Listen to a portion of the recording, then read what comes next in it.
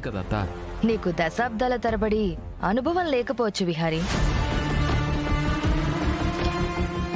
కానీ నువ్వు రంగంలోకి దిగిన అతి కొద్ది కాలంలోనే చాలా విజయాలు సాధించావు.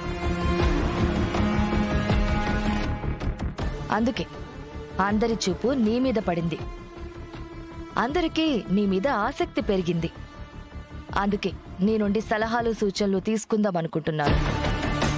కానీ అత్త, నేను యాక్చువల్గా... ఏం విహారీ, ఇష్టం లేదా? ఆ మీటింగ్స్ అన్నీ క్యాన్సిల్ చేసేయమంటావా? అయ్యో వద్దులేండి అత్త. అసలే యంగ్ ఎంటర్‌ప్రెన్యూర్స్ అంటున్నావు కదా, వాళ్ళేదో తెలుసుకుందామని, నేర్చుకుందామని, నన్ను కలుద్దామని అనుకుంటున్నారు.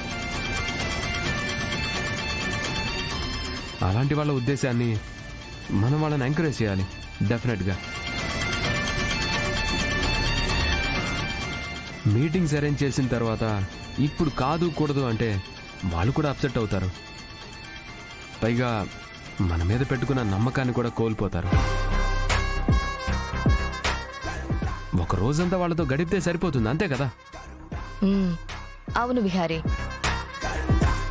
నువ్వు ఒక్కరోజు వాళ్ళకి కేటాయిస్తే వాళ్ళు జీవితాంతం నీ పేరు చెప్పుకుంటారు.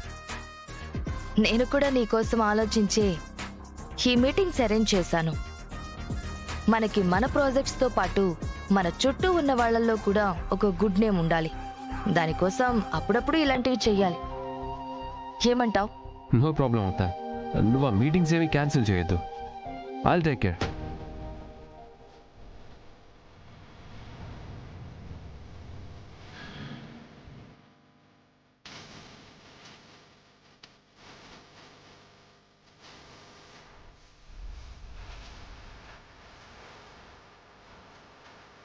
లక్ష్మి, ఇంక నీ పని అయిపోయింది. ఈ ఇంటికి నీకు అతి త్వరలో రుణం తీరిపోబోతుంది. విహారీ, చెప్పతా. మీ పెళ్లి టైం దగ్గర పడుతోంది. ఇంకా చాలా పనులు పెండింగ్లో ఉన్నాయి. ఈ ఆఫీస్ పనుల మీదే కాకుండా అప్పుడప్పుడు మీ పెళ్లి పనుల మీద కూడా కాస్త శ్రద్ధ చూపించు. సరే అత్త, తప్పకుండా.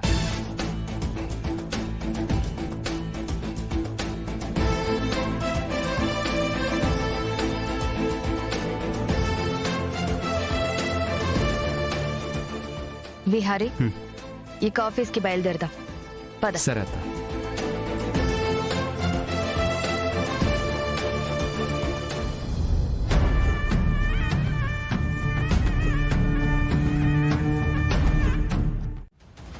నా కోసం వెతుకుతున్నారా?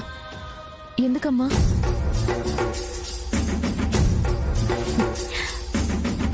ఇదిగో ఈ చీర నీకు బహుమతిగా ఇవ్వడం కోసం.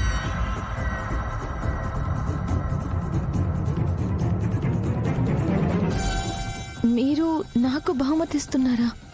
ఏంటి, ఎప్పుడు చిరుబురులాడే సహస్ర ఈ రోజు చీర బహుమతిగా ఇస్తుందేంటా అని ఆలోచిస్తున్నావా? చూడు లక్ష్మి, నేను బయటికి కటువుగా కనిపిస్తానేమో కానీ లోపల కావలసినంత కనికరం ఉంటుంది.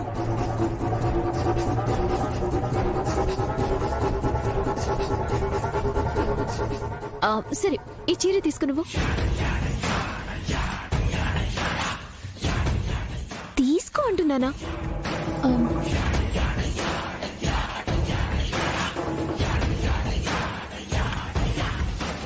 అయినా నాకెందుకు చేరిస్తున్నారమ్మా? నువ్వు మా అందరి కోసం చాలా కష్టపడుతున్నావు. ఇంత ఆశ్రయం ఇస్తే అంత పని చేసి పెడుతున్నావు. తిరిగి మా దగ్గర నుంచి ఏమీ ఆశించడం లేదు. పైగా ఎప్పుడు ఏదో కోల్పోయినట్టు కనిపిస్తూ ఉంటావు. అందుకే నీకు నేనున్నాను అని భరోసా ఇవ్వడం కోసం ఈ బహుమతి ఇస్తున్నాను.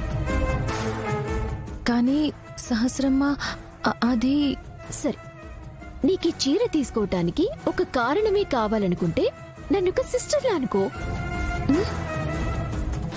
నీ సిస్టరే నీకు కానుకగా ఇస్తుంది అనుకో. ఇంత హఠాత్తుగా నాకే చీర ఎందుకమ్మా?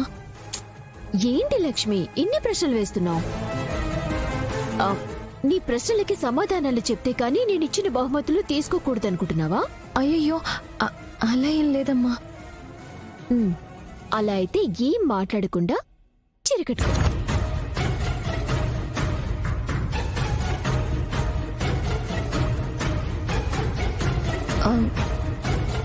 సరేనమ్మా, thank you very much. Thanks చెప్పి తీరిక ఇక్కడే ఉంటే ఎలా? వెళ్ళి చీర కట్టుకుపో.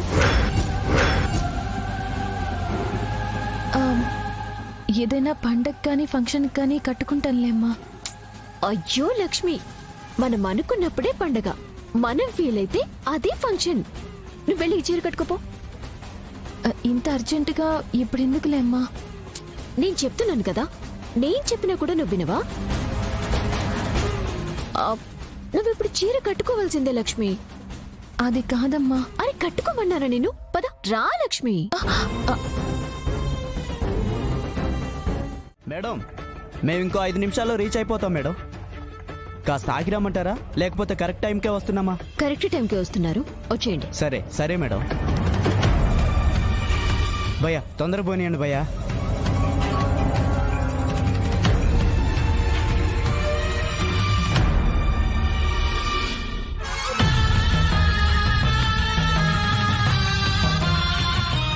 ఈ పండుగాడు చూడ్డానికి సైలెంట్ గా ఉంటాడు కానీ ఎవ్వరికి తెలియకుండా అనవసరమైన పెత్తనాలన్నీ చేస్తూ ఉంటాడు.